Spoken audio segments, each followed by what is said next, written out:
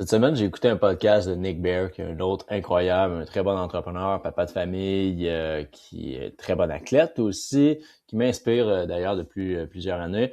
Pourquoi je te partage ça? C'est que il a partagé un podcast qui a connecté exactement avec moi au bon moment et je voulais partager quelques phrases qui m'ont vraiment marqué, qui, je crois, pourront t'aider aussi. Je vais mettre le lien d'épisode dans la description.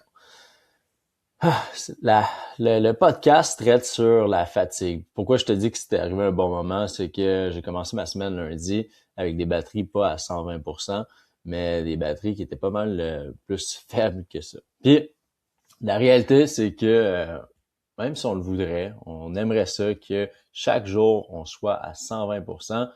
C'est impossible, OK? C'est impossible d'être à 120% chaque jour. Il y a des journées où on commence avec des batteries à 120%, oui, mais d'autres à 80, puis d'autres à 40%, voire plus bas. Puis la réalité, c'est que c'est normal, hein, parce que plusieurs d'entre vous, entre nous ici, je suis là-dedans, portent beaucoup de chapeaux. On a des responsabilités professionnelles, on a des responsabilités personnelles, la famille, la santé, les enfants même pour certains d'entre vous. Fait que la réalité, c'est que la fatigue devient un état normal à un certain point. Puis la vraie compétence, la seule chose qu'on peut devenir meilleur, c'est d'être meilleur à prendre des décisions, mieux penser, même dans un état où justement on est fatigué. Parce que on en reviendra, mais c'est pas nécessairement facile, tu sais. Puis on est fragile dans des états comme ça. Euh, Puis la réalité, c'est qu'on peut pas tout contrôler, hein. Tu sais, il y a des choses que tu contrôles, oui, mais d'autres choses qui, je donne un exemple, t'es nouvellement parent, ben évidemment, tu dois t'attendre que tu as signé pour des nuits de sommeil qui vont peut-être être écourtées. Tu sais. Tu te lances en entrepreneuriat. Est-ce que tes premiers mois, voire tes premières années vont être un peu le chaos? Parce que, bon, c'est nouveau pour toi, tu dois apprendre, X, Y, Z. Tu commences un processus de transformation physique, c'est nouveau pour toi. Tu as essayé des approches dans le passé qui étaient très drastiques, on te laissait à toi-même, ça a fait briser un peu ta confiance en le processus. T'es fatigué, tu retournes dans des états qui te font sentir mieux, la consommation, la nourriture, etc. Tout ça va arriver, OK? Puis il y a certaines choses qu'on a le contrôle, mais d'autres, un peu moins. Il y a une phrase que Nick partageait, sois reconnaissant d'être fatigué. Qu'est-ce que ça veut dire? OK? Pourquoi est-ce qu'on devrait être reconnaissant d'être fatigué? Si on regarde ça d'un autre angle, OK? Toutes les responsabilités auxquelles tu as signé, tous les efforts que tu as pris, que tu fais, ben, ils t'ont rendu plus fatigué aujourd'hui, oui. Mais chapeau, hein? Chapeau pour ça. Tu as pris la décision de peut-être bâtir une entreprise ou prendre un poste avec plus de responsabilités au travail. Sois reconnaissant, hein? Il y en a plein qui n'auront pas cette opportunité-là ou ne la prendront pas. Tu as pris la décision de bâtir une famille. Félicitations, c'est une énorme décision. Sois reconnaissant de ça. Tu as pris la décision d'investir en ta santé, de recommencer l'entraînement, de faire attention à ton alimentation, tu prends soin de ton corps physique, mental. Sois reconnaissant de ça. Évidemment, ça va demander des efforts, ça va créer de la fatigue. Chapeau, hein? Parce que plusieurs le feront jamais. Je te parlais de fragilité tantôt, hein? On va être honnête ensemble, puis je lève la main parce que je suis dans cette situation-là aussi, hein, mais dans des périodes de fatigue, surtout si c'est de façon chronique, mais plus on a une période de fatigue, on devient plus fatigué. Plus fragile, c'est le bon mot.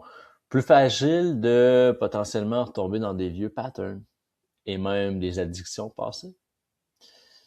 Je veux te dire, félicitations à toi, OK, de garder la tête haute, puis ne t'en veux pas trop si tu l'as échappé. Peut-être une fois, deux fois. It's part of the game. On devient meilleur, mais ça va revenir. Même si aujourd'hui je te partage tout ça, euh, je veux dire, oui, j'ai des périodes où c'est plus difficile, que j'ai plus de fatigue, et même des périodes où je vais laisser aller certaines habitudes pendant parfois quelques jours, parfois quelques semaines, puis je me rends compte, hey, tu sais quoi, quand je faisais ça, je pense que ça m'aidait à être plus présent. Bon, ben, on retravaille, OK? On est humain, après tout, hein. Nick a partagé une phrase que je vais te lire même en anglais parce que elle a vraiment résonné. Je te l'explique par la suite. Don't commit to things you can't commit to. We all did this mistake and we'll do it again. But we become better. Don't commit to things you can't commit to. We all did this mistake and we'll do it again. But we become better. Qu'est-ce que ça veut dire? Dans mes mots, c'est que ces objectifs-là, ces principes-là, ces standards-là que tu t'imposes, que tu te mets, que tu te fixes, eh bien, il va peut-être avoir des périodes dans ta vie, des saisons de vie, comme je les appelle, où tu pourras pas les achieve, tu pourras pas les atteindre. Puis si tu te tiens tout de même à commit à ça, donc à t'engager à cet objectif-là, ces principes-là, eh bien, deux choses qui risquent d'arriver, c'est que tu n'y arrives juste pas, puis que ça affecte peut-être la confiance, ce que tu penses de toi. Ça va créer de la fatigue supplémentaire, puis tu vas accumuler un échec pour finir. Tu sais. Il y a rien de bon dans tout ça. Fait que oui, c'est tout à fait acceptable, selon moi, de dire non parfois. Est-ce que c'est question de descendre ces standards? Non, pas nécessairement. Moi, je pense que c'est d'ajuster à notre charge mentale, d'ajuster à tes responsabilités. C'est pour ça que, de mon côté, j'ai parlé souvent des saisons de vie. Tu sais, t'as des saisons où, tu sais que pendant 12 semaines, pendant 6 mois, pendant 1 an, tu vas pouvoir être vraiment plus focus dans cette sphère. Le travail, peut-être un moment où plus de loisirs, situation personnelle, relationnelle. Fait que pendant 1 mois, tu sais que tu as la possibilité de vraiment maximiser ton temps, ta présence à la maison, avec la famille, durant des vacances. T'as un autre 6 mois que tu sais que c'est une période qui est un petit peu plus, je veux dire, morte au travail, ou du moins demande moins de responsabilités, mais c'est peut-être un bon moment là pour te mettre un objectif plus ambitieux avec justement toute la sphère fitness. Donc les saisons servent justement à pouvoir nous mettre des mini-sprints dans certaines sphères, puis quand cette saison-là est terminée, parce qu'il y a une autre chose qui arrive, l'arrivée d'un enfant, un nouveau poste que tu dois développer dans l'entreprise, eh bien, ça se peut que tu sois pas capable de mettre le même nombre de temps, d'efforts, d'énergie dans une sphère. C'est tout à fait normal. Hein? Parce que l'affaire, c'est que si tu te mets à courir après chase un objectif, dans le fond, mais que t'as pas l'énergie, t'as pas le temps, t'as pas les capacités, même avant de t'engager pour l'atteindre, c'est voué à l'échec. Hein? Puis personne n'aime ça, accumuler des échecs. Oui, on apprend de ça, on se relève, on grandit. C'est pas le fun. Pas le fun. Puis je suis persuadé que ça te fait penser à une situation, que ça t'est déjà arrivé dans le passé. Aussi, d'ailleurs. Donc, c'était le simple petit partage de ce matin. J'ai dit que j'allais mettre le lien de l'épisode dans la description. Si tu penses qu'il y a quelqu'un dans ton entourage qui peut relate à ça, je t'invite à lui envoyer. Ça peut clairement lui servir. Puis, je te dis, garde la tête haute avec ça, sois reconnaissant de justement cette fatigue-là qu'on accumule.